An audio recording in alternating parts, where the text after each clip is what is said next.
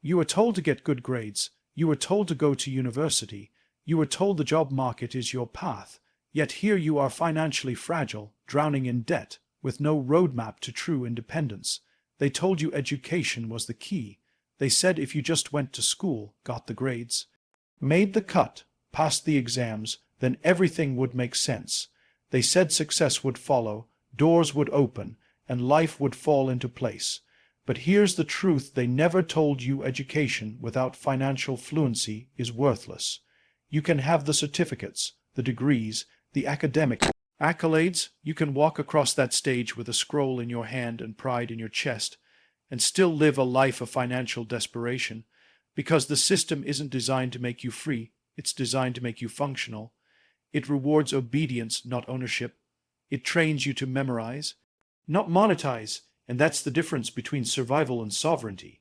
They taught you algebra, but not how compound interest works on your credit card debt. They made you write essays about Shakespeare, but never showed you how to write a business plan. They explained supply and demand in theory, but never told you how to generate demand for yourself, for your skills, your ideas, your value. You learned how to follow instructions, but not how to create income.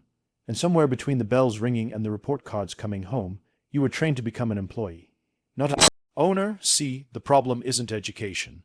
The problem is that education, as most people experience it, ends at information. But real empowerment lives in application. Knowing is not enough. Knowing without doing is dreaming, and dreaming without direction is just fantasy. What you needed was financial literacy. What you needed was a real education, one that connected your talents to the marketplace, your ambition to your income, your vision to real value. You know what's painful? Watching the brightest minds trapped in the worst financial positions. It's watching gifted thinkers, analytical geniuses, artists, innovators, reduced to living paycheck to paycheck, not because they aren't capable, not because they aren't hardworking, but because they were never taught how to own money. They were just told how to earn it, and that's the flaw. Financial fluency is the language of freedom. If you don't speak it, you can be intellectually brilliant and still be economically broken. You can be the smartest person in the room and still be renting your time, your labor, your potential to someone else's dream. Because here's the game: knowledge isn't power until it earns, multiplies, and builds. Do you know what money does? Money reveals your values. Money exposes your beliefs. Money shows your strategy, or your lack of it. And if you were never taught to understand money, to study it, to control it, then you will always fear it. You'll think it's evil, or that talking about it is greedy, or that wanting more is somehow wrong. That's not education. That's indoctrination. Money doesn't change you. It reveals you. But only if you understand how to manage it, multiply it, and move with it. Otherwise, you're just a prisoner with a degree. The truth is this: the marketplace does not care about your qualifications. It cares about your value. And financial fluency is the art of making your value visible, scalable, and sustainable. You have to learn how to think in assets, how to generate equity, how to measure opportunity cost, how to understand risk and calculate reward, because without that, without the fluency of finance, you're just a well-trained performer playing someone else's script. Let's call it what it is. If your education didn't teach you how to generate wealth, protect it, and grow it, it was incomplete. If it taught you to fear risk more than stagnation, it betrayed you. If it taught you to work hard but never how to make money work for you, it failed you. But the good news: you can relearn, you can unlearn, you can rebuild. Because financial fluency isn't reserved for the privileged. It's a decision. It's a discipline, and it starts when you finally say, enough, enough of being confused, enough of being controlled, enough of being brilliant and broke. You were born with power, but until you learn how money moves, until you understand how to build leverage, create cash flow, and invest in yourself, your power will always be rented out to the highest bidder. Education without financial fluency, that's not education. That's preparation for dependency. And you were not born to be dependent. You were born to be free. They train you to clock in, to show up, to follow the instructions on the board, to complete the assignment, memorize the theory, pass the test. And they tell you that once you do all of that, once you've collected enough pieces of paper, you'll be successful, you'll be respected, you'll be wealthy. But let me tell you what they don't say. What they refuse to say, schools teach you how to earn, but not how to build wealth. They put you on a treadmill early. From the first time you walk into a classroom, you're measured, graded, sorted, your worth reduced to percentages, your curiosity beaten into compliance. They condition you to perform, not to think, to obey, not to question, and so you grow up chasing marks, chasing approval, chasing positions. They tell you that earning is the prize, but no one teaches you how to keep what you earn, or how to multiply it, or how to own anything. They teach you the price of everything, and the value of nothing. So you go out there and you get a job, you dress the part, you show up on time, you earn a salary, and you think you've made it. But what you don't realize is you've just stepped into a different kind of classroom, one where every lesson you should have learned in school now comes at a cost. Every financial mistake becomes your new tuition fee, except now you're paying with time, with stress, with debt. You were taught how to make a living, but not how to build a life. You want to know the difference between earning and building wealth. Earning is about activity. Wealth is about ownership. Earning is linear. Do the work, get the check. Wealth is exponential. Own the asset, let it grow. Earning depends on your time. Wealth depends on your thinking. And school never taught you how to think like that. It never taught you how to invest. It never taught you how to build systems, how to create passive income, how to turn ideas into cash flow. It never taught you how to negotiate, how to build leverage, how to structure deals. School never showed you how to make money move without you having to chase it. So now you find yourself in a system where you work harder, longer, faster, but the finish line keeps moving. And you wonder why the wealthy seem to play a different game. Let me tell you, they do, because they learned something different, not in school, but in silence, in experience, in losses, in mentorship, in boardrooms, not classrooms. Here's the truth you were never taught. Wealth isn't built with effort, it's built with strategy. It's not about how much you make. It's about how much you keep and how effectively you use it to grow more. But if no one teaches you that, if you've never even heard the language of investing, equity, dividends, trust structures, then you're playing a game with no scoreboard. You become like the hamster in the wheel, always busy, never moving forward. You might be earning more than your parents ever did, but your expenses are bigger, your debt is deeper, your lifestyle is heavier, and that's not freedom. That's sophisticated struggle. The system loves it when you earn, because when you earn, you spend, and when you spend, you feed it. But when you start building wealth, when you start owning assets, acquiring land, starting businesses, investing in markets, then you become dangerous, because now you're not just surviving, you're shaping your own economy. That's the part they never taught you in school, because schools don't build leaders, they build labor. They don't teach independence, they teach instruction. They don't develop ownership, they reward obedience. But you were never born to be average. You were never born to be a cog in the machine. You were born to create, to build, to expand, and for that, you need more than a paycheck. You need financial intelligence, strategic literacy, vision beyond the monthly salary. So if no one taught you how to build wealth, then let this be your wake-up call. You must unlearn, relearn, reinvent. You must study the game behind the game, because wealth isn't about what you earn.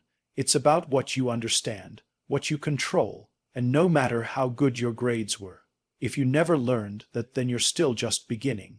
That word either makes you sit up with strategy or sink back in shame. And the difference isn't the debt itself, it's what you know about it. Most people were raised to fear debt, taught to avoid it, to treat it like a plague, told that borrowing money is a sign of failure, weakness, desperation. So what do? They run from it, and because they fear it, they never learn how to use it. They become victims of it, not masters of it.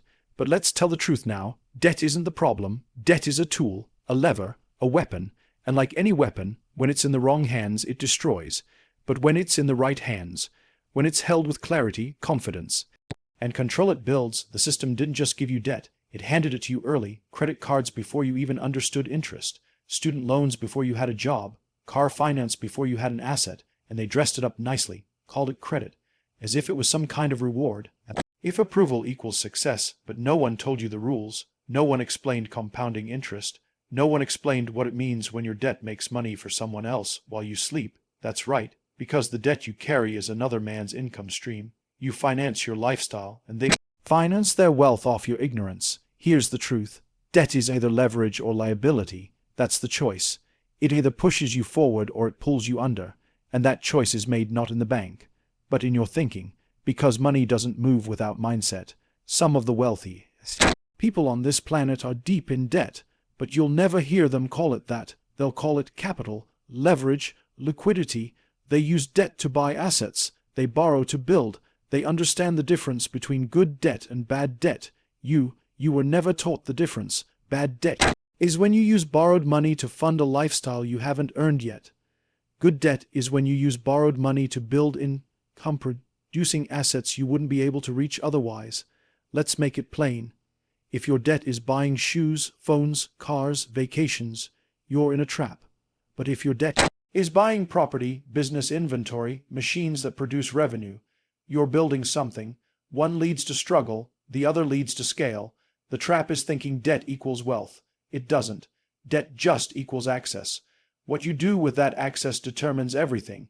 You see, the middle class use debt to look rich. The wealthy use debt to become richer. One is all performance. The other is all position. The banks will never teach you this, because the banks profit from your confusion. The less you know, the more they win. You miss one payment, they collect interest. You default, they collect the asset. You pay off over 20 years, they collect generations of profit. But once you flip the script, once you start using debt intentionally, you stop being a customer and you start becoming a player, and the game changes completely.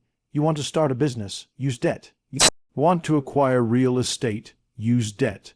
You want to scale infrastructure, hire teams, build out systems. Debt can be the fuel, not because you're desperate, but because you're strategic. But don't get it twisted. If you don't know how to manage yourself, you won't manage debt. And if you don't know your numbers, your cash flow, your margins, your runway, debt will eat you alive, because debt doesn't forgive mistakes. It magnifies them. You're either using debt to accelerate wealth or to decorate your poverty. Either way, it tells the truth. You need discipline. You need vision. You need to know why you're borrowing and how you'll repay, not just in months, but in value. Debt doesn't ruin people. Ignorance does. Debt isn't dangerous.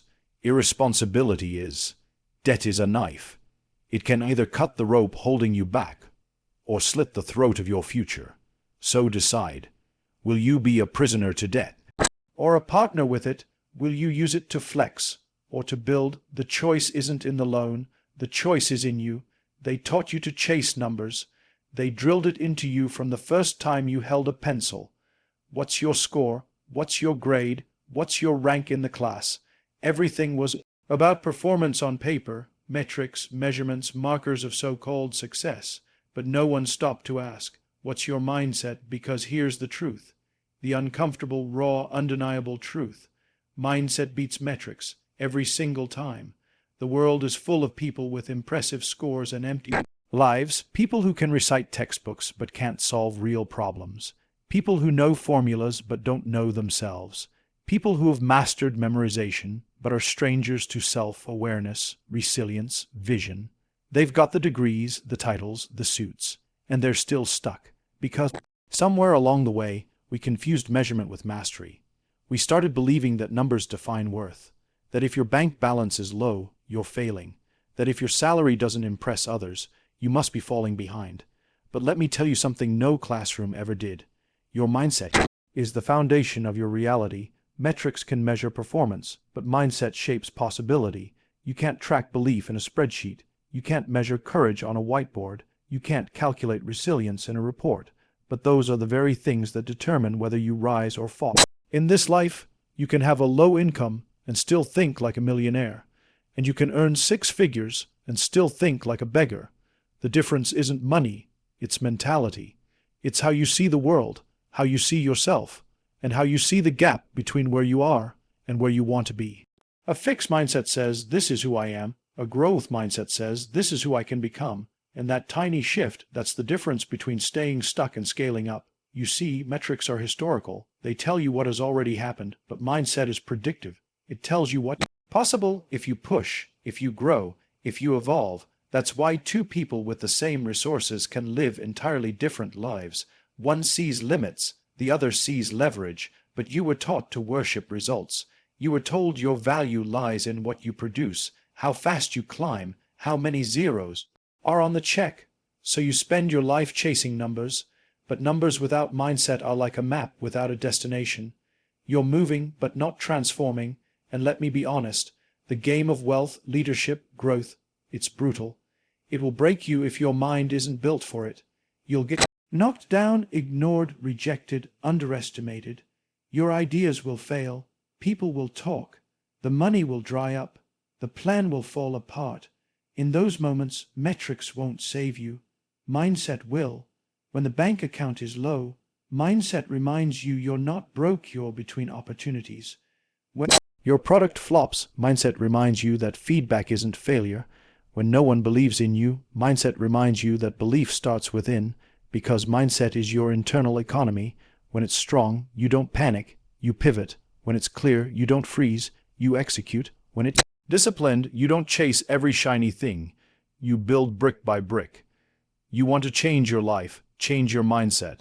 Shift from blame to ownership, from fear to focus, from scarcity to strategy. Don't ask, how much am I earning?